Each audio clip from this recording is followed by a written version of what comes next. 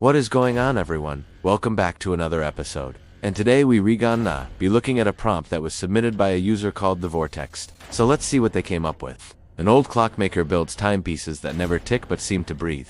Those who buy his creations discover they alter the flow of time around them, slowing days, speeding years. But the clock always asks for payment, and it's never in gold.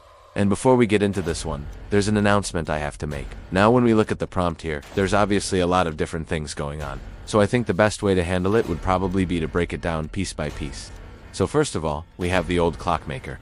Right off the bat, I know this story is gone, take place in the past or maybe even present day, because the use of the word old tells us that right away. Now since he's a clockmaker, I assume that means he's either retired or maybe just not very successful, because clockmaking is not a very common profession nowadays. Now second of all, we have the fact that he builds timepieces that never tick but seem to breathe.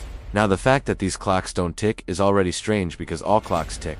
It's kind of their whole thing. But the fact that they seem to breathe is also strange because clocks aren't supposed to breathe. That's something alive doing. So this right away brings up a red flag for me. Is this old clockmaker making normal clocks, or are these clocks something more sinister? Next, it says that those who buy his creations discover they alter the flow of time around them. This is a really cool effect, and it opens up a lot of possibilities. I can't wait to see how this one plays out. Then it says that these timepieces make days last longer, or sometimes shorter, but they also make years go by faster or slower. So this is where we find out that it's not only days that are affected by these clocks, but years as well. So if you put one of these clocks somewhere, like in a museum or a library, then that place could end up being hundreds of years old, while the outside world barely ages at all. I really love that idea. Next up, it says that the clocks always ask for payment and it's never in gold. So my assumption is that this payment isn't necessarily monetary.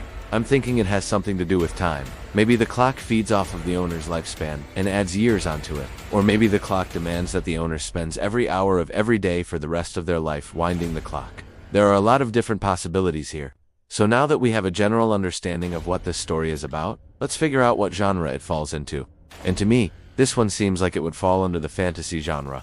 Why do I say that? Well, if these clocks can control time, then that definitely puts it under the realm of magic, which is a big part of the fantasy genre. And looking at the story overall, it just gives me that fantasy vibe. But I guess it could sort of also fall under the mystery genre as well, because you could imagine a mystery story, where a detective is trying to solve a case involving one of these magical clocks. Okay, so now that we figured out what genre this falls under, let's brainstorm some titles. I really like the title, The Clockmaker's Secret. That's obvious, but it's just so good.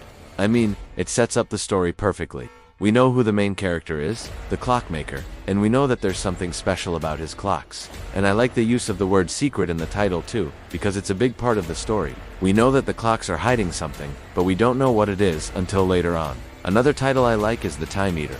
This one works really well because these clocks seem to be eating up the time around them. I also like the sound of it. It's mysterious, it's dark, and it fits the story perfectly. A third title I really like is The Breather.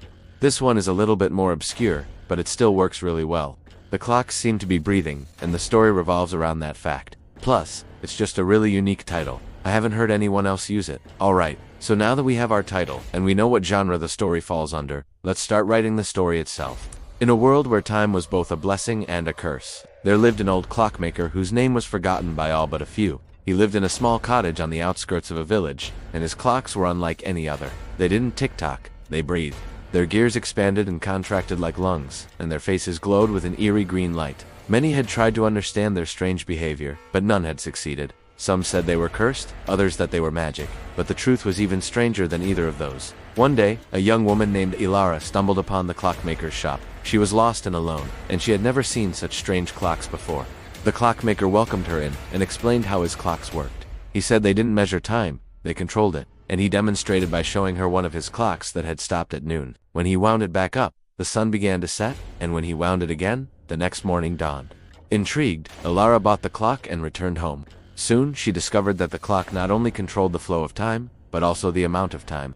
When she wanted to spend a whole day reading a book, she simply set the clock to 24 hours and marveled as the minutes flew by. When she wanted to visit her family who lived hundreds of miles away, she set the clock to 1 hour and was suddenly at their doorstep. But the clock's power came at a price. Every hour, it demanded payment, and it would never accept gold. Instead, it asked for memories. Every hour it took one of Ilara's most precious memories and locked it away forever. At first, this didn't bother her much. She was willing to pay any price for the clock's power. But as time went on, she began to regret her decision. She missed her family and friends, and she couldn't even remember their faces. One day Alara decided that she had had enough. She refused to give the clock any more memories, and it stopped at 11 o'clock. For a moment, nothing happened. Then the walls began to shake, and the ground trembled. Alara realized with horror that the clock was taking away her life force instead. She cried out as her body began to wither and age rapidly. Just then, the clockmaker appeared at her door. He had come to collect his payment, but he was horrified to see what the clock had done to her. He reached out and touched her hand, and suddenly the clock began to glow brightly. The room filled with a blinding white light, and when it faded away, Alara was gone. In her place stood a beautiful silver clock. The clockmaker realized with a start that the memories he had taken from Alara had given the clock incredible power. It was no longer just a timepiece, it was a living being, and like all living beings, it needed to feed. The clockmaker knew he had to stop the clock before it consumed Eliar's entire life force, so he did the only thing he could think of. He wound the clock back up, the room shook again, and when the light faded, the clockmaker and the room were gone. In their place was a vast wasteland of sand dunes. The clock stood in the center of the desert, and its face glowed with an eerie green light. It had taken all the memories from Alara and used them to become the ultimate time eater, and that's the story. Let me know what you guys thought of it in the comments section below. Did you like it? What would you change about it? Also, please remember to vote for your favorite story of the week in the poll. You can find the link in the description. The deadline is Wednesday, July, at 8 p.m. Pacific Standard Time. Also, don't forget to subscribe if you haven't already. Anyways, thank you all so much for watching, and I'll see you next time.